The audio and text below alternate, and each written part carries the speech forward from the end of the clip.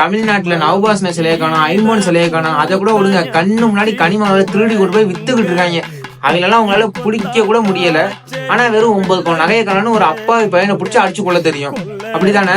இதெல்லாம் பார்த்தா எப்படி இருக்குன்னா, சட்டமும் அதிகாரமும் எவன் பணங்காசு இருக்கோ அவன் பக்கம் தான் சாயும் அப்படின்ற மாதிரி இருக்கு. ஏடிஎம்கே ஆட்சியில இதே மாதிரியே சாத்தான்குளத்துல நடக்கும்போது டிஎம்கேல இருக்க எல்லா அரசியல்வாதிகளுமே அவங்களுக்கு அகேன்ஸ்டா, அவங்களுக்கு ஆட்சியே பண்ண தெரியல, என்ன ஆட்சி பண்ணிட்டு இருக்கீங்க, சட்டம் சரியில்லை, ஒழுங்கு சரியில்லைன்னு எவ்வளோ விமர்சனம் பண்ணீங்க. ஆனா இப்போ உங்க ஆட்சியில நடந்திருக்கு, வாயை திறக்க மாட்டேங்கிறீங்க.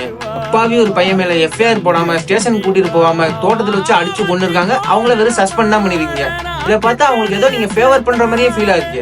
ஒரு ஊரே அதுக்கு ஆதாரமா இருக்கும்போது அவங்களெல்லாம் விட்டுட்டு அந்த வீடியோ ரிலீஸ் பண்ண பையன் வந்து ஆஜராகணும் அப்படின்றீங்களா? என்ன நியாயம் இது? வீடியோ ஒருத்தர் வந்து ஆஜரானா அவர் உயிருக்கு கேரண்டி இருக்குன்னு என்ன நிச்சயம்?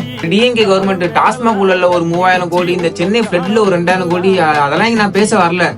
அந்த குடும்பத்துக்கு ஒரு 2 கோடி ரூபாய் நிவாரணம் ஒதுக்க முடியாது?